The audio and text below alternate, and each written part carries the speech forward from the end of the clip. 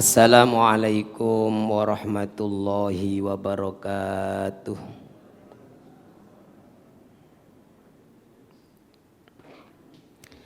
Bismillahirrahmanirrahim. Alhamdulillahi rabbil alamin. Wassalatu wassalamu ala sayyidina wa maulana Muhammadin wa ala alihi wa ashabihi ajma'in, amma ba'du. Para hadirin, para jamaah rahimakumullah, monggo saderenge kita lanjutaken ngaji kita ini kitab Nasaihul Ibad. Kita awali dan baca Al-Quran suratul Fatihah. Mudah-mudahan apa yang menjadi hajat-hajat kita, doa-doa kita diijabah oleh Allah Subhanahu wa taala, dimudahkan semua urusan kita di dunia wal akhirah. Ila hadratin Nabiyil Mustafa Muhammadin sallallahu alaihi wasallam wa alihi wa ashabihi ajma'in, wa ila walidaina wa asatidana al-muslimina wal mu'minina minhum wa lihusuli maqasidina allati tarda anna biha. Al-Fatihah. A'udzu billahi minasyaitonir rajim. Bismillahirrahmanirrahim. Alhamdulillahi rabbil alamin, arrahmanir rahim, maliki yaumiddin. Iyyaka na'budu wa iyyaka nasta'in. Ihdinas siratal mustaqim, siratal ladzina an'amta 'alaihim ghairil maghdubi 'alaihim waladdallin. Amin. Bismillahirrahmanirrahim. Mungkin makalah yang ke-50 nih. Al-maqalatul khamsuna, makalah yang ke-50. An-Dinnun al-Misri, dari Dhunnun al-Misri. Ini beliau ini seorang, dikenal sebagai seorang wali Allah, Dhunnun al-Misri. Beliau berkata, kullu khaifin haribun wa kullu raghibin talibun wa kullu anisim billahi mustauhishun bil khaliqi.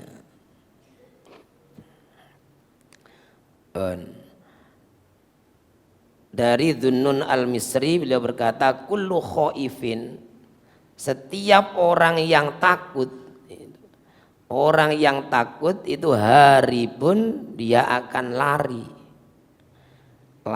menjauh. Orang yang takut dari azab Allah, dia akan menjauh dari hal-hal yang bisa menyebabkan dia terkena azabnya Allah. Jadi kullu khaifin, takut kepada Allah itu ya berarti menjauh, takut dari. Makanya kalau takut kepada Allah tiga, khauf anillah atau khauf minallah, takut dari, bukan takut kepada ya. Takut dari itu berarti dari min iqabillah, dari azabnya Allah atau dari murkanya Allah. Jadi orang yang takut itu ya dia akan menjauhi hal-hal yang ditakuti itu. Takut kepada azabnya Allah, nerakanya Allah, yang menjauhi hal-hal yang bisa menyeret ke dalam neraka. Wa kullu raghibin talibun, dan setiap orang yang cinta itu talibun, dia pasti akan mencari. Tolib itu artinya orang yang mencari. Tolibul ilmi, mencari ilmu. Setiap orang yang cinta dia akan mencari. Orang cinta kepada Allah, dia akan mencari wasilah atau apa saja akan ditempuh. Yang penting dia bisa mendekat kepada yang dicari, mendekat kepada Allah. Orang yang merindukan surganya Allah, ya dia akan mencari bagaimana bisa sampai ke sana. Itu namanya cinta. Aku cinta kepada Allah tapi tidak ada upaya untuk mencari, berarti ini pengakuannya ini bohong. Atau takut dari adabnya Allah tapi dia nyaman dengan kemaksiatan, berarti ngomong takutnya itu bohong. Nah, maka ketika Nabi Ibrahim, Nabi Ibrahim itu kan disebut Khalilullah, kekasih Allah. Itu ketika mau dicabut nyawanya oleh malaikat Israel itu ya pertama sempat salah ngomong, atau ya bukan salah ngomong, mungkin meragukan malaikat Israel, karena malaikat Israel itu ya datang itu atas perintah Allah. Udah waktunya cabut Ibrahim. Nah itu datang ya dengan membawa perintah Allah tadi. Nah mungkin ya sopan. Kanjeng Nabi Ibrahim niki waktune jenengan sampun waktune tilar nih. Siap-siap kalau cabut nih gitu.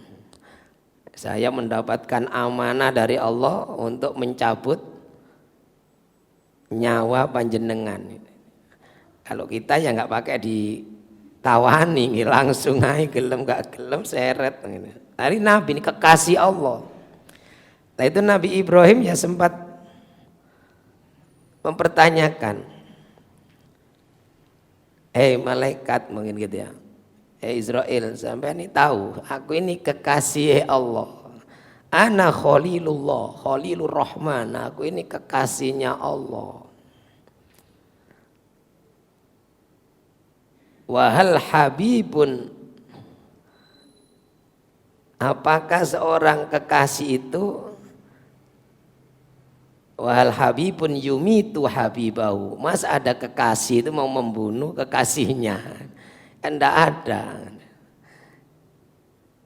Jadi Nabi Ibrahim ya nggak tahu apa itu dia disebutkan, apakah masih takut mati juga atau ya masih janggal, masa ini aku kekasihnya Allah kok mati. Hal habibun yumitu habibau, apakah ada kekasih itu membunuh kekasihnya? Maka kemudian malaikat bingung, loh iya masa ada, malaikat itu ya bingung juga. Jadi malaikat itu ya ada bingungnya. Ketika dibalik pertanyaannya malaikat bingung, ya Allah kok pertanyaan lagi nggak bisa jawab, lapor kepada yang beri amanah. Ya Allah, kekasihmu itu jawab seperti itu. Halil habibu yumitu habibahu, apa seadab kekasih itu membunuh kekasihnya. Kemudian malaikat ya kan nggak tahu jawaban, diajari oleh Allah, ya sudah kamu datang lagi, tanyakan kepada Ibrahim, kamu bilangi halil habibu yakrohu ayyalqa habibahu. Ini katakan, masa apa ada kekasih tidak ingin ketemu kekasihnya? Lah ini tidak ingin ketemu dengan kekasihnya. Akhirnya malaikat ya datang lagi, loh kok datang lagi?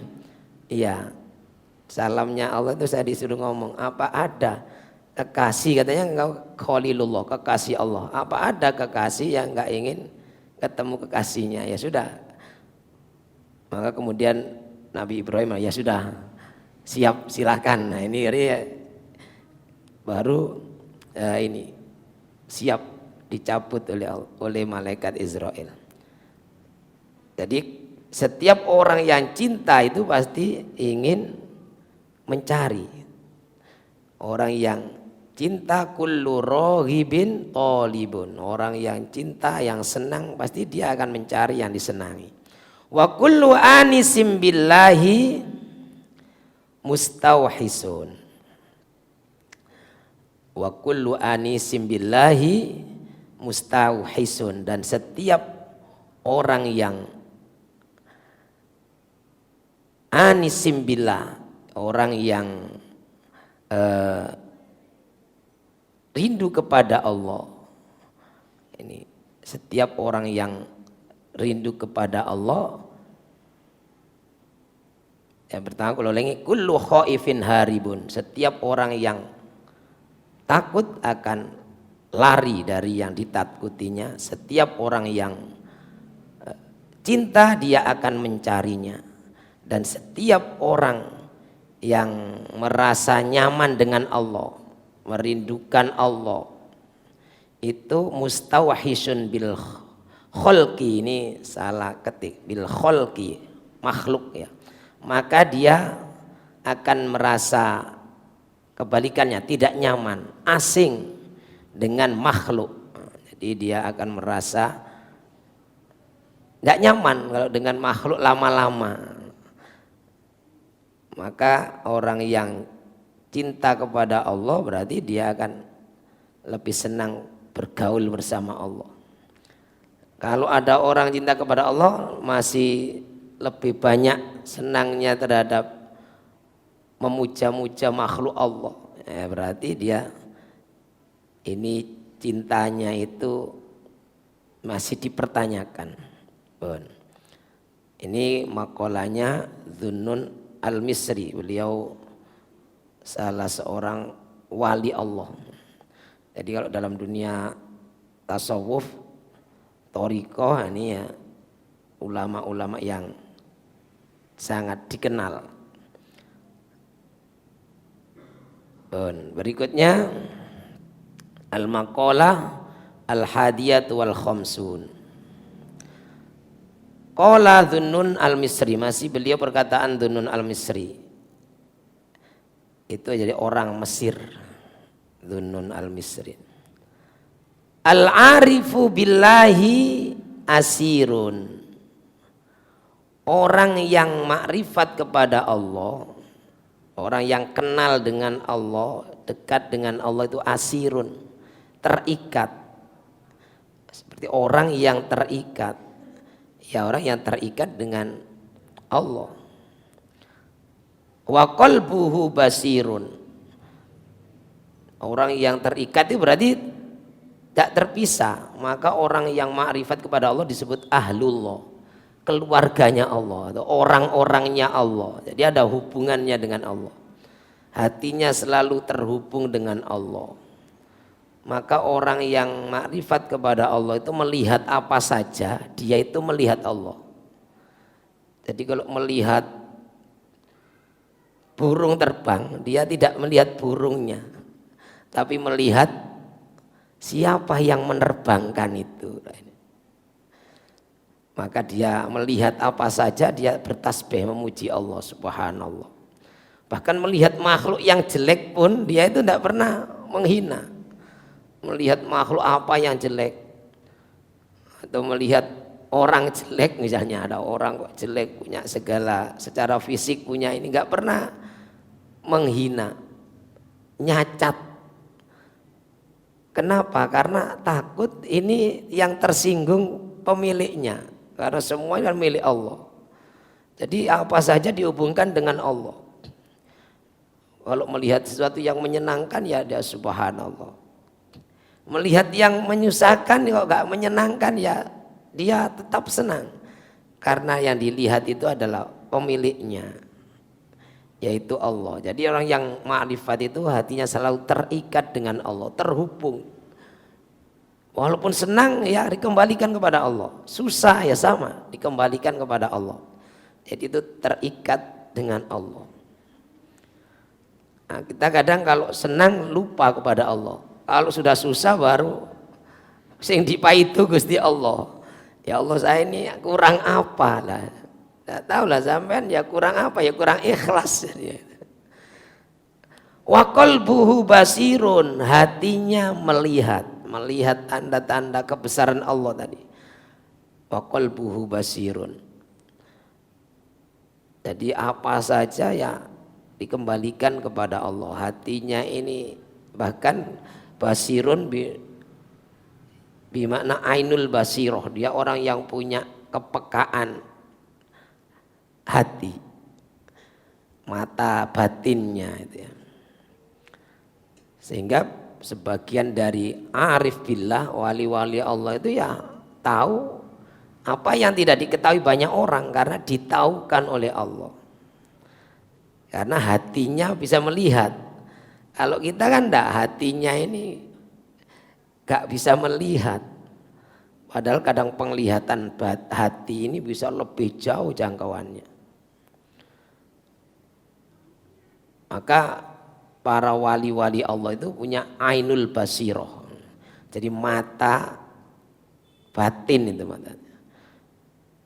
Banyak hal-hal yang tidak diketahui banyak orang bisa dilihat. Misalnya kalau yang sangat masyhur itu kisah tentang Sayyidina Umar. Sayyidina Umar itu di Madinah sedang ngimami sholat khutbah Jumat.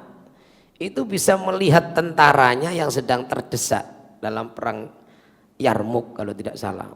Di negara lain. Pasukannya sedang perang. Nah, itu kalau tidak salah ya perang melawan wilayah, menaklukkan wilayah bagian kekuasaannya Romawi. Itu jauh jaraknya. Bermil-mil. Ya antar negara. Nah itu Sayyidina Umar sedang khutbah itu tiba-tiba berteriak keras.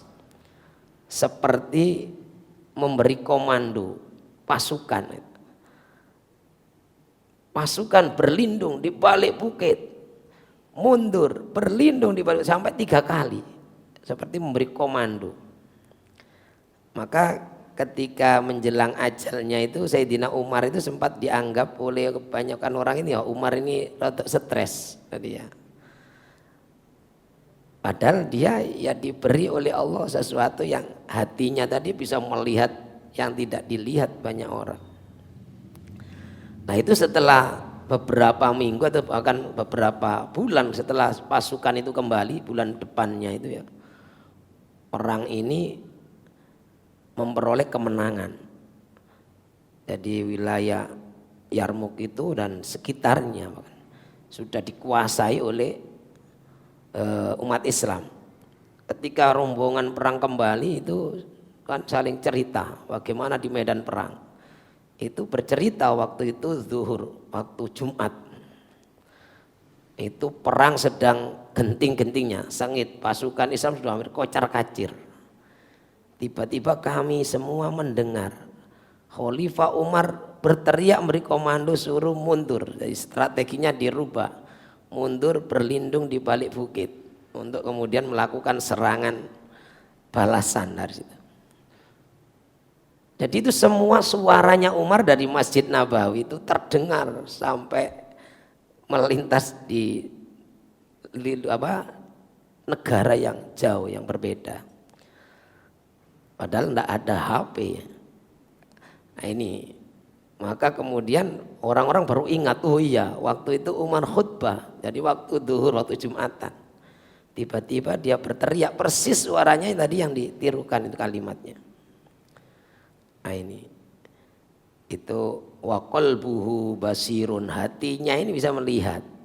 Kalau kita kan hatinya hanya perasaan toh, sehingga perasaannya nggak pernah tepat sehingga kalau kita salah kadang saya kira lah kan kali kira-kira aja. Perasaan saya demikian ternyata berarti kan salah. Tapi para kekasih Allah al-arif billah ini hatinya ini basirun. Wa amaluhu lillahi katsirun. Dan amalnya banyak lillah semata-mata karena Allah. Jadi amalnya itu walaupun banyak ya semua lillah. Kalau kita ini amalnya kadang banyak mungkin tidak lillah, linnas, ya, linnas untuk manusia, kepingin lihat untuk kepuasan sendiri, bukan lillah. Jadi kata Syekh Dhunnun al-Misri ini al-arifu billahi ta'ala asirun wa qalbuhu basirun wa amaluhu lillahi katsirun. Orang yang makrifat kepada Allah itu orang yang selalu terikat dengan Allah. Hatinya bisa melihat kekuasaan Allah, kebesaran Allah. Amalnya banyak semua itu lillah semata-mata karena Allah. Nah ini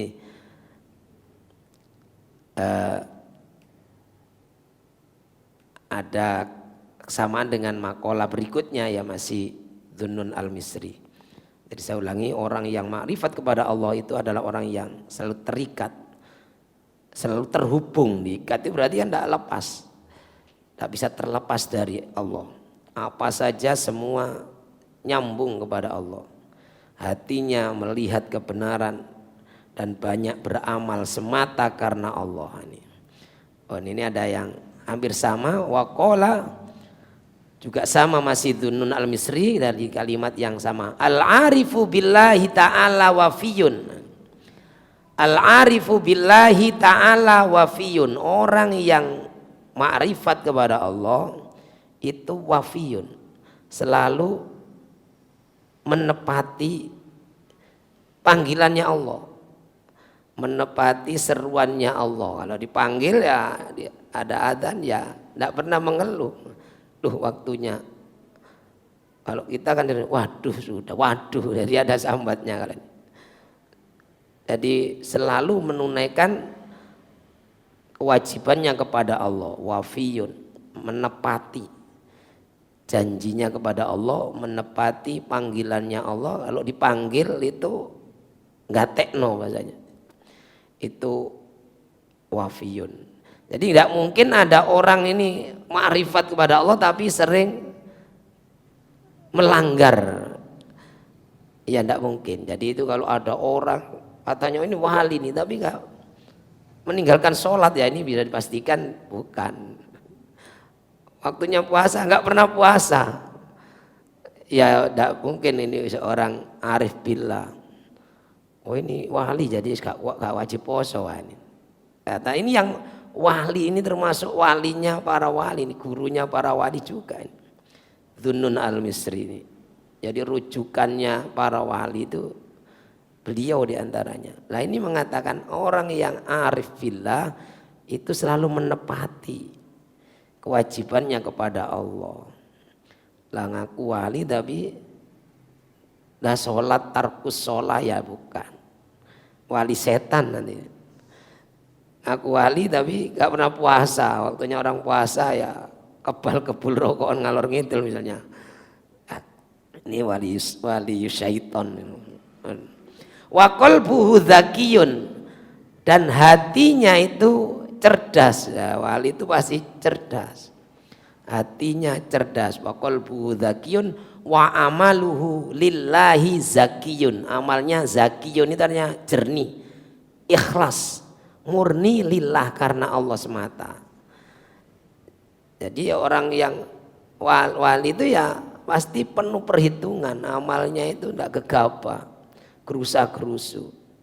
Sampai kemudian salah, tindakannya salah tidak mungkin, karena wali itu ya kekasih Allah pasti orang yang cerdas, memiliki kecerdasan dan amalnya itu zakiyun lillah. Jadi kalimatnya wa amaluhu zakiyun lillah. Amalnya itu murni, jernih, zakiyun itu adalah zakiyah itu murni. Lillahi semata-mata karena Allah. Jadi tadi semakna dengan amal tadi wa amaluhu katsirun lillah. Oh ini kesimpulan yang ke-52. Orang yang makrifat kepada Allah, yang kenal Allah, kekasih Allah itu orang yang selalu menepati seruan Allah, panggilan Allah, menepati kewajibannya kepada Allah. Hatinya cerdas, jadi peka, dan terus bertambah amal solehnya itu semata-mata karena Allah. Jadi amalnya ikhlas semata-mata lillah, amaluhu zakiyun lillah. Tapi susunan bahasa Arab itu wa amaluhu lillahi zakiyun. Pun makatan mugi-mugi wonten kunolan manfaatipun.